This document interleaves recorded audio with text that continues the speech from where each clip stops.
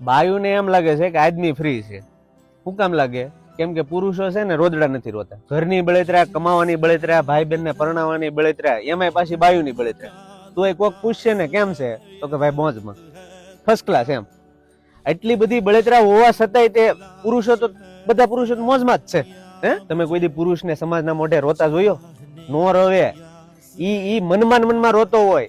ઈ મનમાં રોવે ને એટલે એનો પરિવાર છે ને બહાર દાંત કાઢતો હોય. ક્યારેક ભૂલથી આદમીથી રોવાઈ જાય ને તોય તે સમાજ શું કહે, હું બાયલા જેમ રો છો.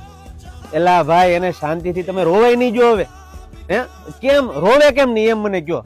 હે, ક્યાં ગ્રંથમાં લખી દીધું, ક્યાં ચોપડામાં લખી દીધું કે પુરુષો રોતા નથી? હે, એને રોવાનો હક નથી ભાઈ?